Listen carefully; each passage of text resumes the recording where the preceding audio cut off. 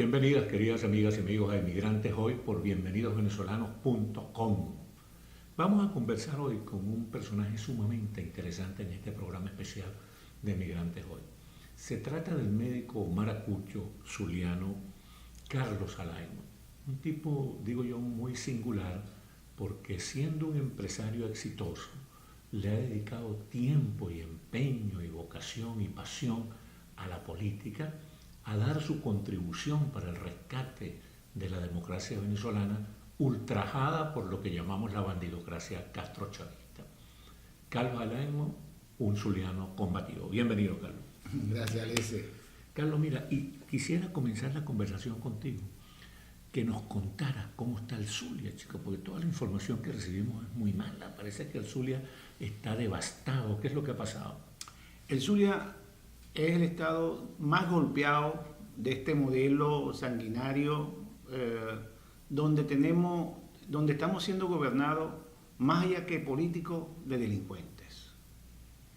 Delincuentes de civiles y militares, de paracos, de guerrilleros, que han hecho posible que el Zulia hoy en día pierda su identidad como soberanía de Estado. Paracos son los guerrilleros de la derecha colombiana, pues, los paramilitares. Así es. Es el estado más golpeado del régimen de Maduro. Maracaibo ha estado 5 días sin luz, 5 días continuos sin luz, sin electricidad. Las informaciones que acabamos de recibir en la mañana de hoy, que el Zulia en las últimas 24 horas solamente ha tenido 2 horas de electricidad. 2 horas de electricidad. Eso es terrible para las medicinas y los alimentos. Hay registro, y esto es bueno que la gente lo sepa. Los hospitales públicos no tienen plantas. Los hospitales públicos no tienen plantas. Pero el bandido de Omar Prieto, ¿verdad? Y el estúpido de Willy Casanova, porque tenemos que decir que es un estúpido de verdad, ¿verdad? Omar Prieto, el gobernador del estado, y Willy Casanova, el alcalde de la ciudad de Maracaibo, sí, ¿verdad? Persiguen a las clínicas privadas, ¿verdad? Incluso obligándolas a tener plantas, cuando inclusive hoy en día, para mantener las plantas, ¿qué necesitas? Gasolina, ¿no? Gasolina no hay. Diésel no hay. Transporte para comprarlo tampoco hay. Claro. El gas no existe y es deficiente. O sea, los muertos en los hospitales producto de la crisis de la electricidad todavía no se han registrado, no se han cuantificado. O sea, el Zulia está grave. El Zulia necesita de que el país vuelque su atención hacia ese estado que fue capaz de darlo todo. El 70% de los alimentos que Venezuela se comía en la mesa de los venezolanos lo producía el Zulia. El sur del lago, que llaman. Especialmente el sur del lago. Cuando no existía la zona petrolera en Oriente, el 80% del petróleo venía del Zulia, así como los productos de la petroquímica. El Zulia fue un emporio económico que le dio salud financiera a Venezuela. Pero hoy el Zulia necesita de los venezolanos. ¿En qué sentido? ¿Qué deberíamos hacer los venezolanos por el Zulia? Hoy en día, especialmente darle más apoyo a un frente amplio que está dando la vida en el Estado, para que podamos sentir más apoyo de la cúpula nacional, de todos los partidos del Frente Amplio Nacional, para que se hagan presentes con más frecuencia y con más fuerza, y apoyo a las organizaciones que estamos dando la vida en el Estado. Apenas Guaidó ha ido al Zulia una sola vez, en una intensa campaña, que le agradecemos que haya ido, donde visitó Machiques y visitó la villa, igual que Maracaibo, por supuesto, nuestra capital. Pero necesitamos de más apoyo y de más denuncias. Porque los atropellos que está haciendo Omar Prieto y Willy Casanova, tanto en Maracaibo como en el Zulia, todavía no se han denunciado lo suficiente. Esos atropellos, aparte del desastre económico, la crisis terrible de alimentos, de medicina, de luz, de agua, de basura, todo, pero también me dicen que hay una represión desenfrenada. Ahí voy. Esa represión de Prieto, sí, con sus colectivos, no está siendo registrada hoy en día y no está siendo denunciada en su real y justa dimensión. No se está haciendo, y eso es lo que a nosotros nos preocupa. Los colectivos de Prieto han sido capaces incluso de atropellar a las manifestaciones de los pensionados. Ni siquiera los pensionados se han librado de los golpes y de la represalia del plan número 1 de Venezuela, que está en el Zulia y se llama Omar Prieto. Eso hay que decirlo. En el Zulia ya es hora. Yo le pido, exhorto al presidente Guaidó que llame a las fuerzas internacionales, a los cascos azules, porque en el Zulia está mandando la guerrilla colombiana y los paracos, donde se han dividido toda la frontera desde Paraguaipó a Sinamaica, desde la Guajira colombo-venezolana hasta el sur del lago, está siendo controlada y manejada por la FARC, el Ejército de Liberación Nacional y los grupos de la derecha paramilitar colombiana.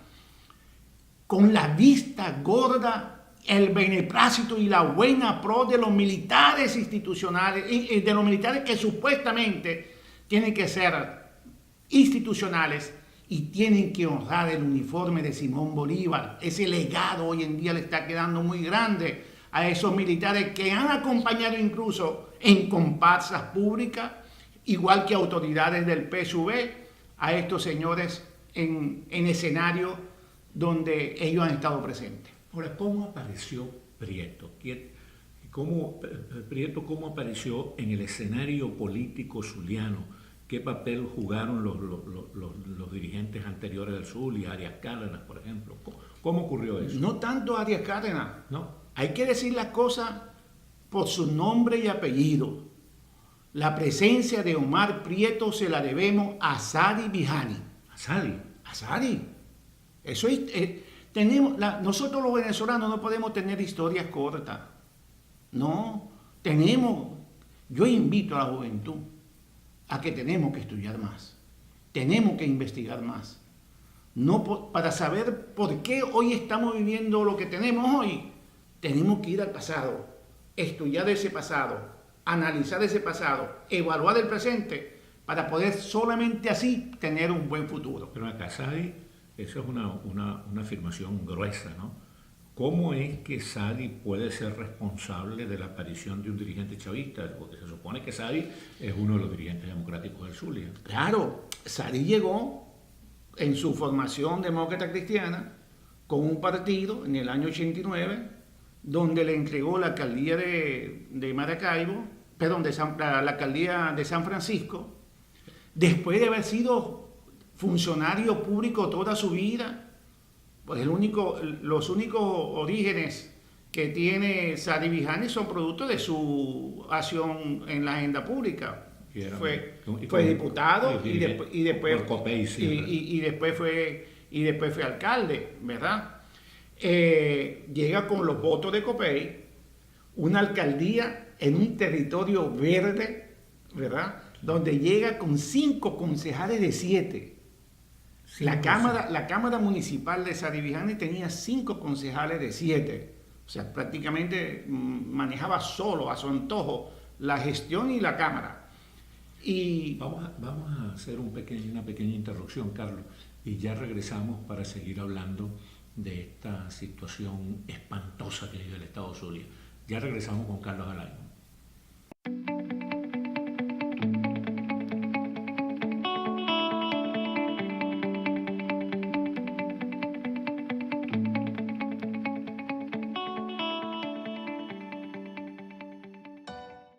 Aquí regresamos, queridas amigas y amigos emigrantes, hoy por bienvenidosvenezolanos.com a conversar con Carlos Alaimo, este médico zuliano, pero realmente apasionado y que está haciendo un trabajo interesante en la política zuliana. Nos estabas contando tu versión sobre Sadi Vijani y la posibilidad de que el actual gobernador del Zulia, que es una persona realmente deleznable, haya sido producto de alguna jugada, de alguna experiencia de Sadi Vijani. Concrétanos eso, sí, por claro. favor. Ahí voy. Sadi fue alcalde 2 veces y cuando ya aspira a ser candidato a una posición mayor. Estaba entre ser candidato a la gobernación del estado o a la alcaldía de Maracayo.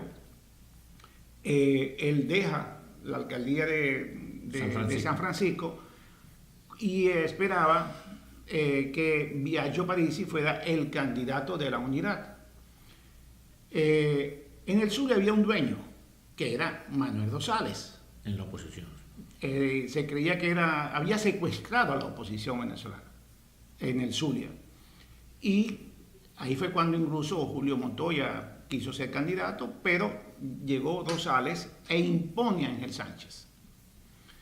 Al imponer a Sánchez como candidato, en ese interino, unos días antes, literalmente días, Sadi se había quitado la chaqueta verde, sí. Se puso la chaqueta de San Francisco 2000, un movimiento político que él había creado, y saca la candidatura de Biagio Parisi para competirle a los votos de la oposición a Ángel Sánchez. En ese momento, Biagio Parisi era un comisario prestigioso, ¿no? Era un comisario de referencia nacional y de alta aceptación. Comisario policial, quiero decir. Sí, inclusive de alta aceptación, incluso fuera de Venezuela.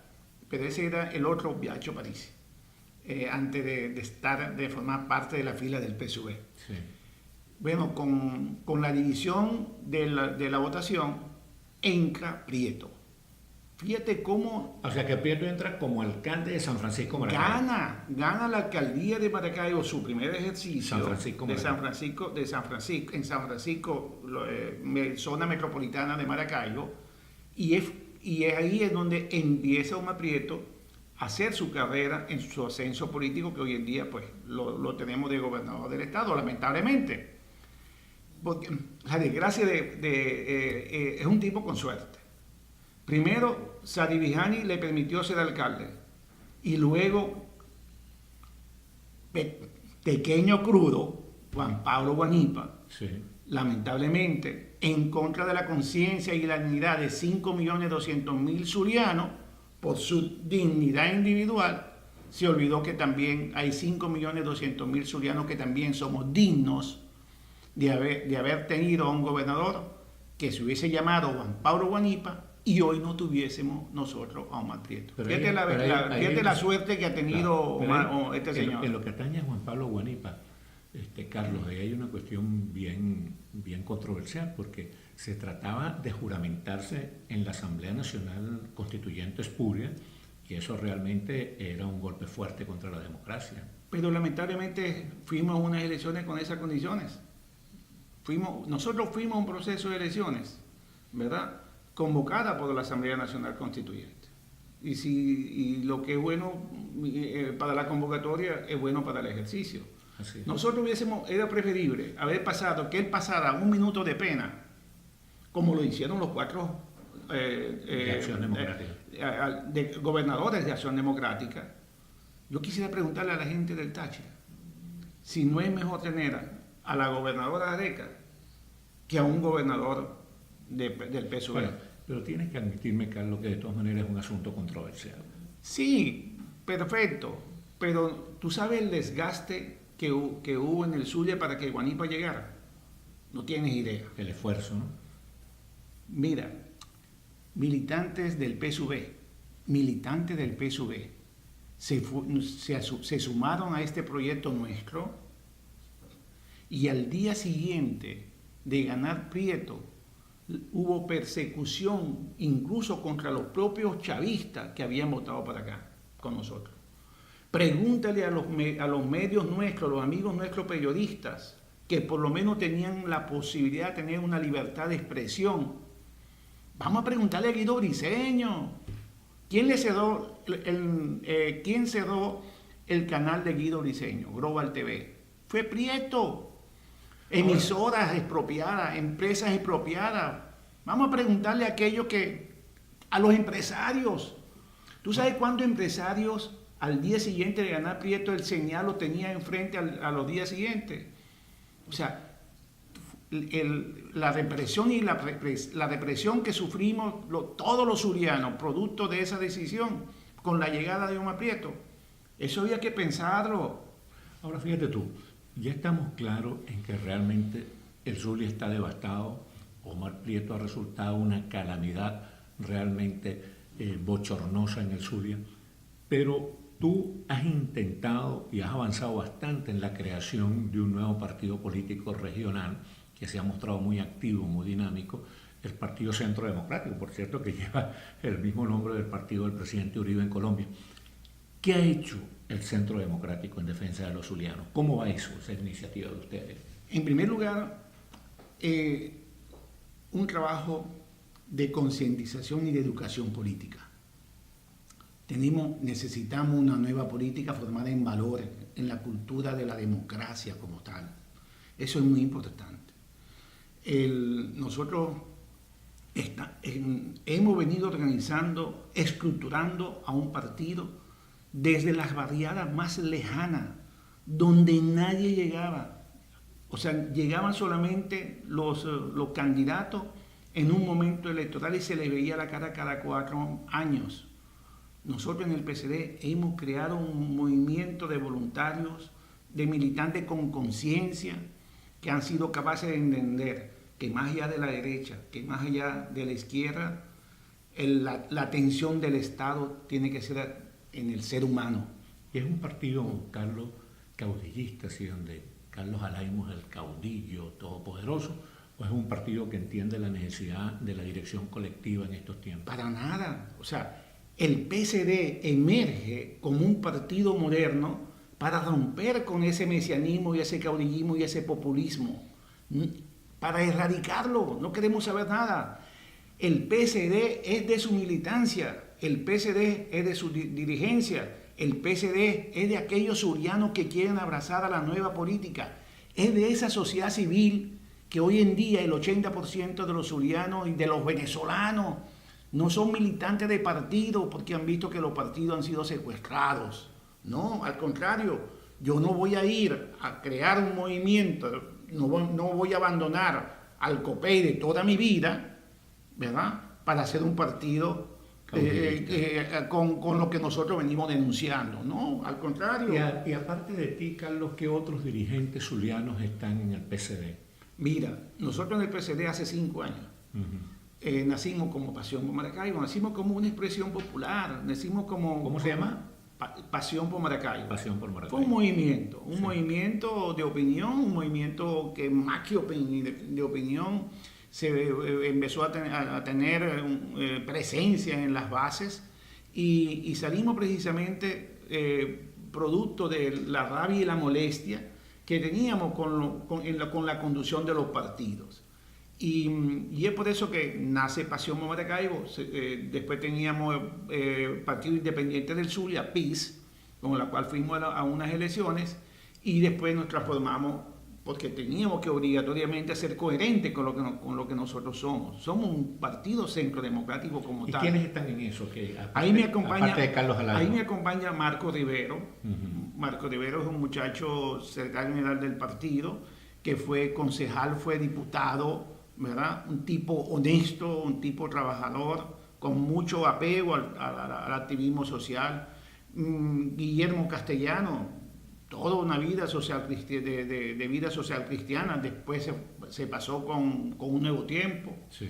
Oscar Bianchi viene de Acción Democrática, después estuvo en el Nuevo Tiempo y ahora ha visto en el PSD su realización. Está un Joan Flores del Primero Justicia, secretario juvenil del partido. Es actualmente secretario juvenil del PSD. Del PSD. ¿Y entre las mujeres? En las mujeres tenemos líderes de verdad y líderes sociales que nadie le había dado un protagonismo, como por ejemplo la doctora Fro Rivas. Tenemos dirigencias del sector indígena. Yo tengo una debilidad por el sector indígena, claro, porque la política tiene que atender a lo más débil. Ahí está una Victoria Silva, por ejemplo, que la estamos haciendo, que está creciendo en el corazón de la gente, de la comunidad indígena. Jordi González, o sea, tenemos una estructura diseminada en todo el estado. Bueno, vamos a seguir con este programa en el futuro, en un futuro muy cercano, con el médico Carlos Alaimo del Zulia y su partido Centro Democrático. Muchísimas gracias, mi querido Carlos. Gracias a ti. Que Dios los bendiga a todos ustedes y la Virgen del Valle.